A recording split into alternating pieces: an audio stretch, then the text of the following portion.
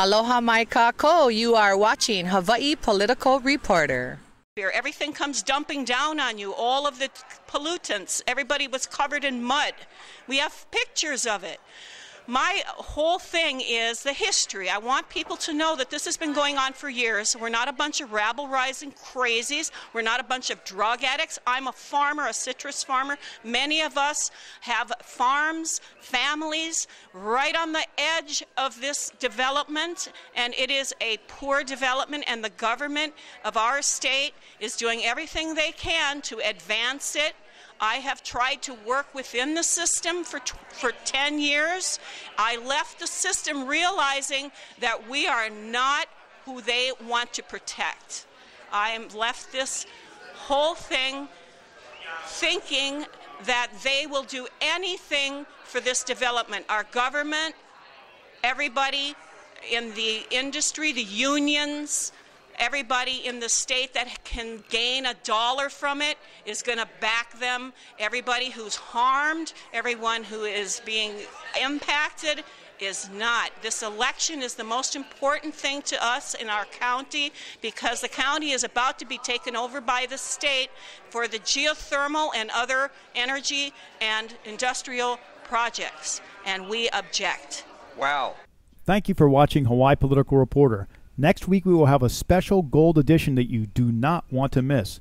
Harry Kim will explain why he is concerned with the current status of review of Hawaii County geothermal, and we will have special coverage of the Programmatic Environmental Impact Study relating to the federal goal of 70% renewable energy in Hawaii. This issue will affect us all for the rest of our lives. We will have politicians, experts, guests. Ted will talk about the PLDC and the potentially wide-ranging consequences for public and private lands. We will also have a special guest, the Grim Reaper, giving us his thoughts on geothermal. No matter what which I hide on, he know your motive and the reason. You headed to a place more hotter than a sun, cinnamon done. Uncorruptible.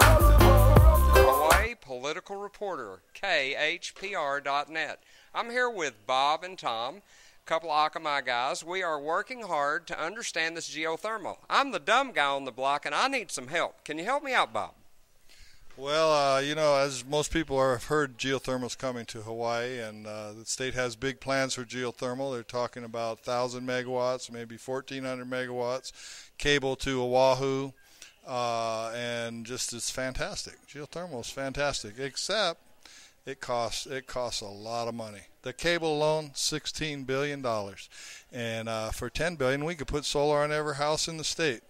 So we also, are talking about putting all of our power in a lava zone 1 area, subject to earthquakes, lava inundation. So we're going to put all of our electricity right in the middle of a lava zone where you can't even get insurance for your house. And then all of this is, what is this really about?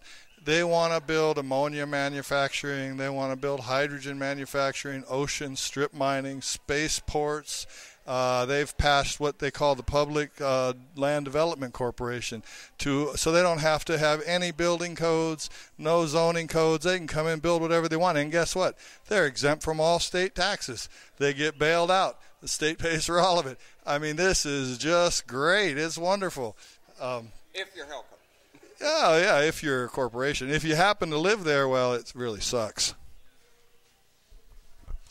From my point of view, the issue is risk versus gain. We have a beautiful community.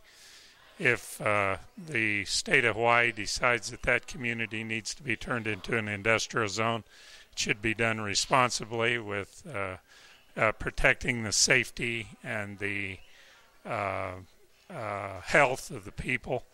And in fact, that does not appear the case. We live in an earthquake zone, and it is unclear to me and in the public record what precautions we've taken to be sure that the dangers of geothermal are not released to the public in the event of a major earthquake. Tom, I like what you're saying, and I want everybody out there to understand that I am a Punatic, but these guys seem to be a little smarter than me. Could you tell us what your background is, Tom?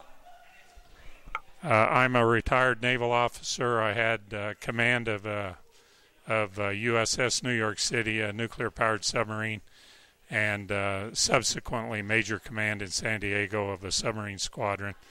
In my life since the military, I led a study group that worked for the Joint Staff in Washington, D.C.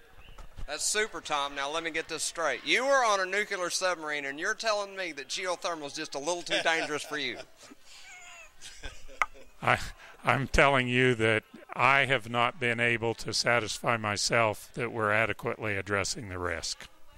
Fantastic. And Bob, tell me a little bit about yourself. I've been here since before geothermal. I run a sawmill, salvage lumber. We pick up trees, and been fighting geothermal for 31 years. There you go, guys. And we found out something really important this evening, that Harry Kim is on our side.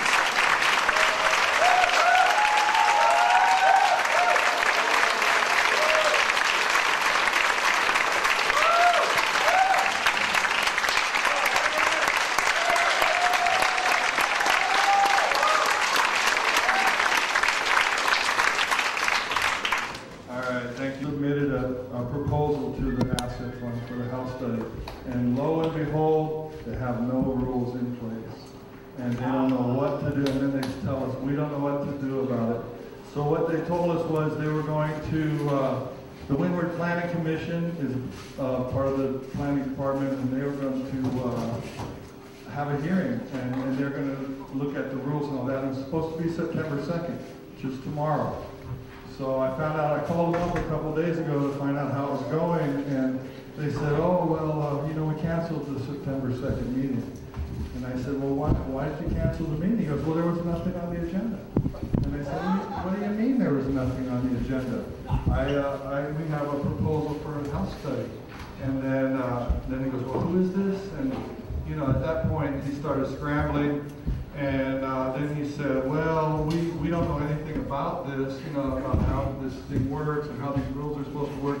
So we need a report from the planning department, and that's going to take time. So they're going to now supposed to do it on October 4th. And basically, I think they're trying to push it past the election at least. Joyce, afterwards, can we do it afterwards?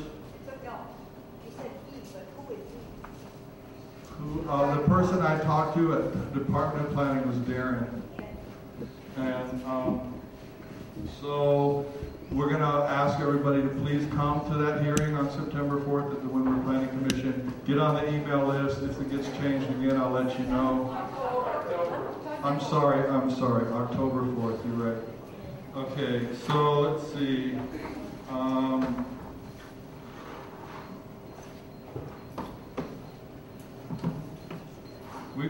Today we've got some really good speakers for you. We've got Jane Hedke, longtime geothermal historian, been involved since the early 80s or even before maybe, really knowledgeable, went through the permitting process, all of that. And I don't know why you guys are waving at me back there. Oh, I haven't got there yet, but I'm being told that we are accepting donations to cover the cost of this building because we don't have any money. So if you can throw anything in the dish that's back there, thank you. So we've got Jane Hedke. She's going to talk about history, very, very knowledgeable, went through mediation and all these things, and I'll let her talk about that. We've got John Olson, who is going to talk about the emergency response plan or lack of it. We've got Corey Hardin. She's going to go first, and she's going to talk about this new thing that just happened, which is Act 55, which created what's called the Public Land Development Corporation. And I'll let her talk about that, and then we'll do some questions on that afterwards. But that's another issue that involves geothermal as well as all these other industrialization on public lands. And then we've got Harry Kim. So, and then after that, we're going to do questions and answers. And just really want to thank you guys for all for coming and trying to get informed. So let's start with Corey Hardin.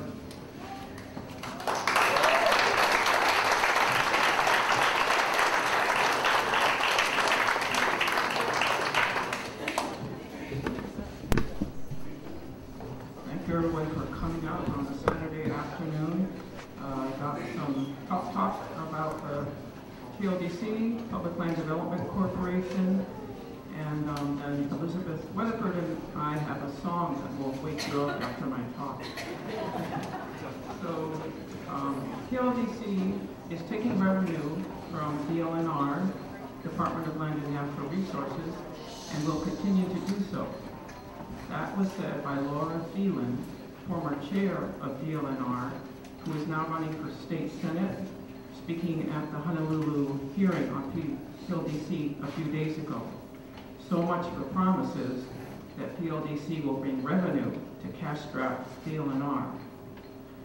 Now, how did this come to be, and what's wrong with it, and what can you do? First, how this came to be. In spring 2011, which just happened to be a few months before the Asia-Pacific Economic Cooperation Conference in Hawaii, Senator De La Cruz introduced the PLDC bill. He says he didn't talk to anyone else about it except Senator Malama Solomon. Only 11 legislators voted against it. One of them, our own Faye Hanohano, hooray. And Governor Abercrombie signed it as Act 55. That was back in 2011.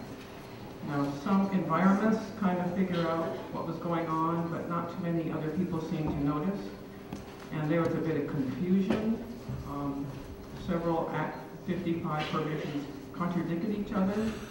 And it seemed like DLNR could not actually transfer any land to PLDC except small boat harbors. And there was only enough funding for one staff person. And environmentalists kind of thought we just would repeal it in this legislative session. So we weren't too worried yet. But then a few months later, Richard Lim, Director of Department of Business, Economic Development and Tourism, DBED, called for improving parks and state lands that had been taken over by undesirable elements.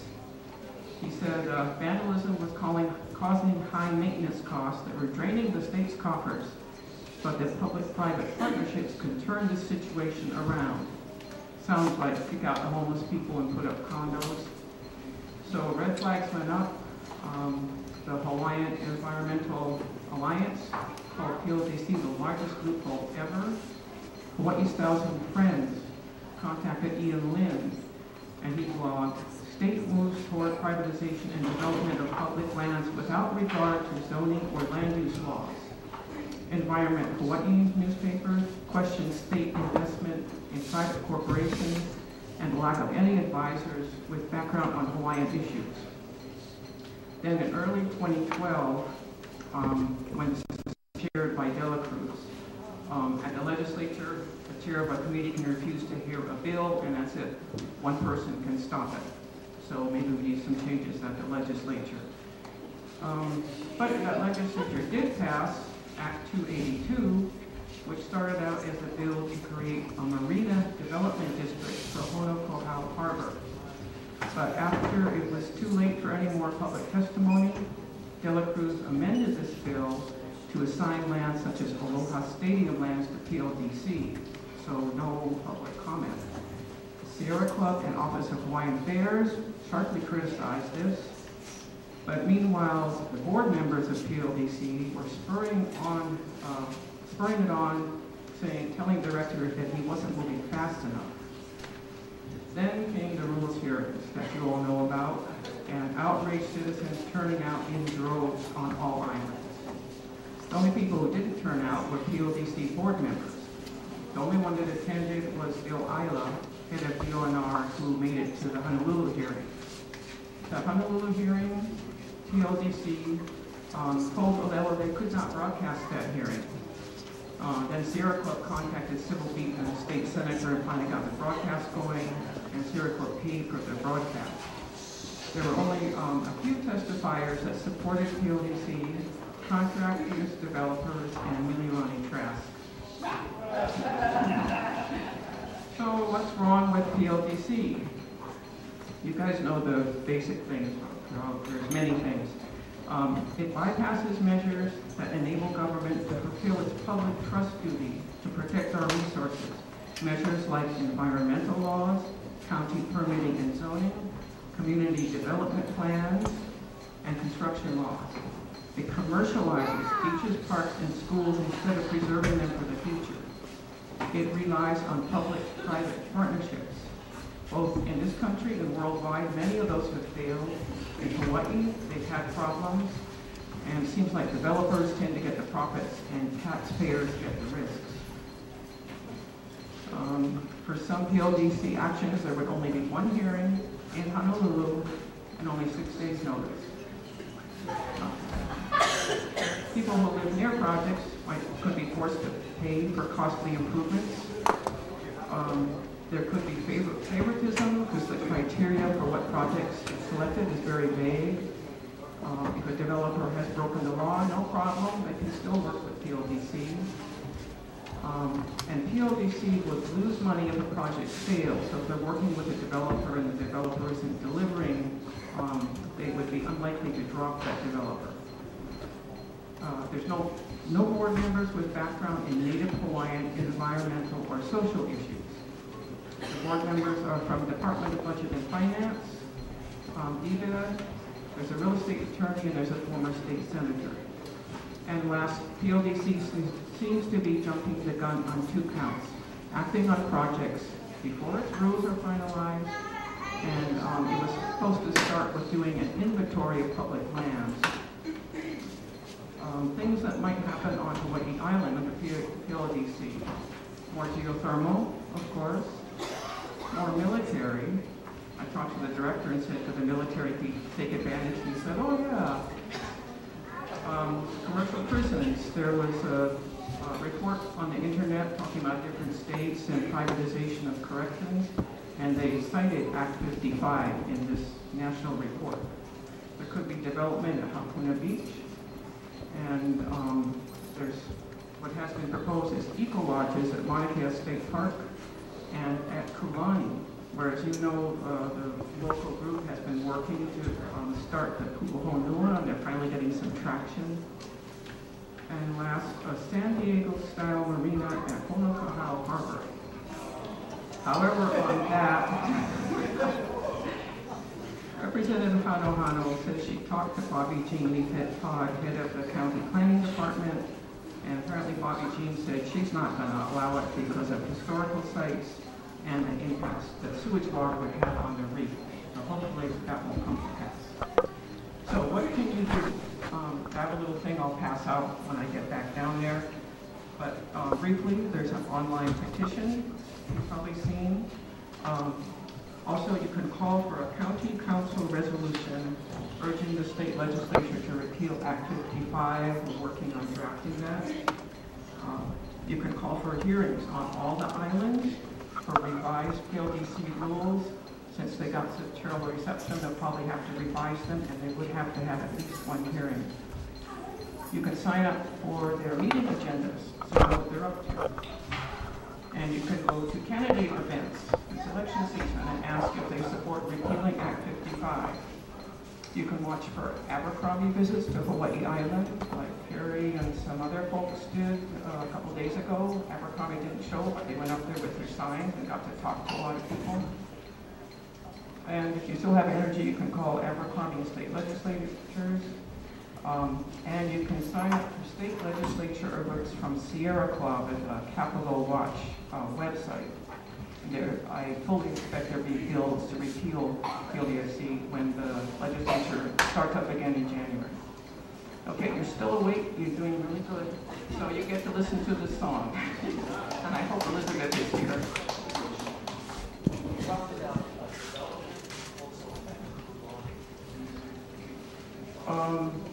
I think that either Harlucci or Dela Cruz was talking about that as a possible thing that might get done. There's many plans for Kulani, but PLDC's version is an eco-lodge. Grand Paina, I think a few people have words out there. The tune is Sloop John B. And the best lines in the song are from testimony at the public hearing. And please feel free to join the chorus. When it comes around a lot. The chorus goes, it's Grand Theft Ina, repeal 55. Grand Theft Ina, Repeal 55. Let's hear it one time.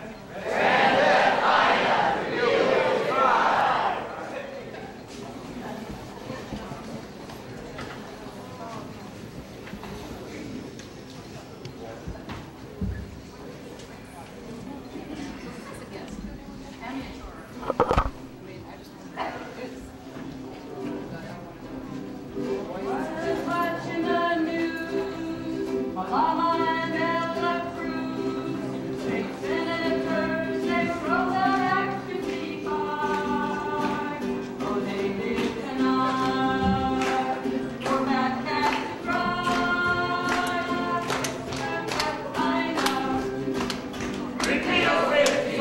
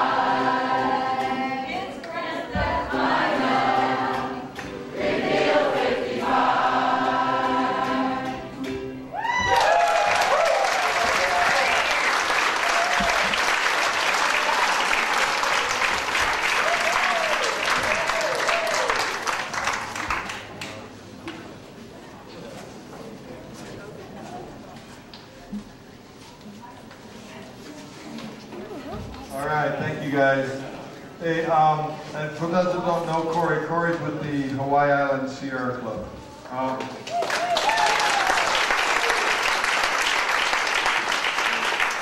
So I wanted to say one more thing, because not everybody probably is that familiar with Act 55, and there's a lot of things in Act 55. It's basically a land grab of all the public or ceded lands, and there's things in there like they're exempt from all state taxes. There's a bailout clause, so they can't, we get stuck with the bill. If you have an adjoining property, they can force you to do sidewalks, sewer, underground power, and all that. And if you don't, they just come on your land and do it and send you the bill. If you don't pay, they put a lien on. They can sell your land.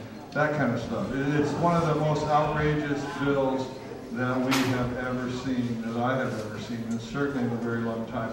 So please pay attention to that. Get on our email list, and we will keep you up to speed with that. Next, we have Jane Hedke. She's from Kapoho, and she was with the Kapoho Community Association way back when this thing started.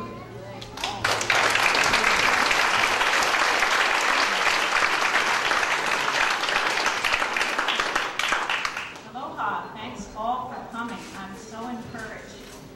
I quit for 15 years because I was so discouraged after the asset fund rules were passed, after our community worked on them for 6 months with the county, and at the hearing they passed a whole new set of rules that they came up with at the hearing that didn't even resemble what we worked on, and then passed them at the hearing. I was so disgusted I just walked away. I'm back, and I'm helping.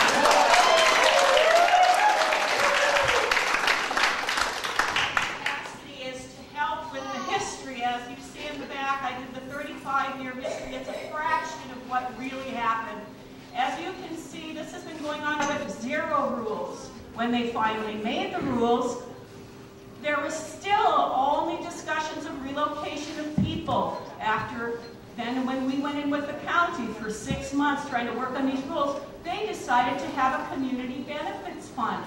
All of a sudden, when the condition got approved at the permit hearing in Kona, there was community benefits funds added to the language. We never saw the language. We never worked on Condition 51. It was done in the back room.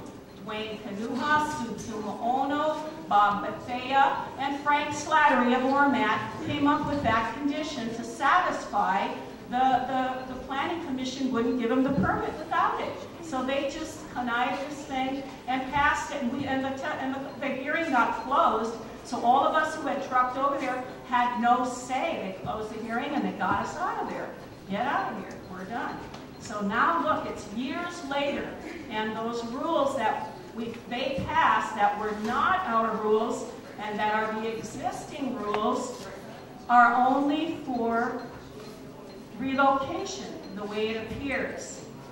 They now, and I have the history, and I'm not going to go through it, but what happened from 1990 when that money was given to the fund, and Helene Hale, and Keiko Bonk, and James Arkaki, and all these folks changed the name about every 3 years. They changed the name to something else and took money out. Now, there's no rules.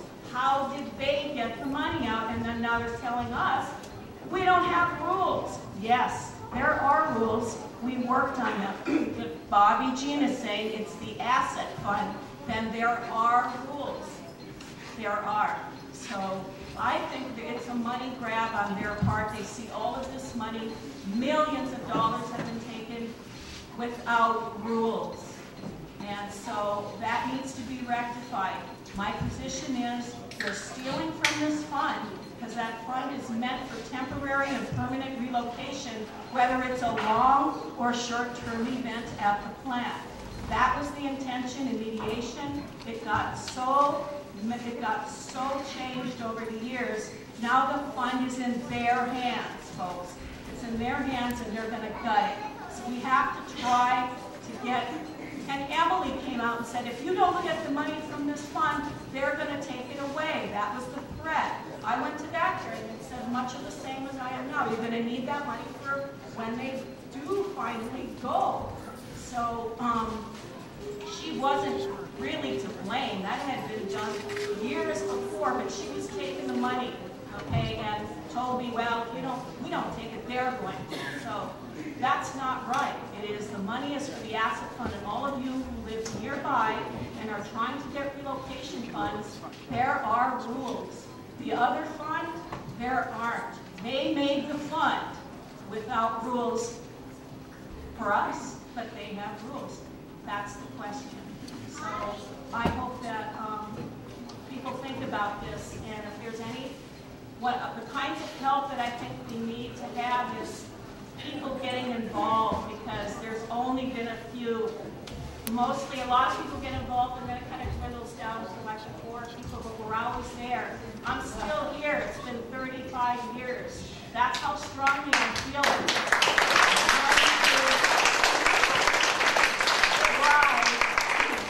But Puna's too strong. Puna's too strong. We're gonna prevail. Just I'm afraid we've given up on our devotion to liberty. That's the purpose of all political activities, from my viewpoint, is to promote liberty. Liberty is the most important element. Liberty comes from our creator. It doesn't come from our government. Government should never be able to do anything. You do not protect liberty across the board. It's a First Amendment type issue. We don't have a First Amendment so that we can talk about the weather. We have the First Amendment so we can say very controversial things. You have a right to do things that are very controversial. If not, you're going to end up with government that's going to tell us what we can eat and drink. I think the Patriot Act is unpatriotic because it undermines our liberty. Our early founders were very clear. They said, don't be willing to sacrifice sacrifice liberty for security. Today, it seems too easy that our government and our Congresses are so willing to give up our liberties for our security. I have a personal belief that you never have to give up liberty for security.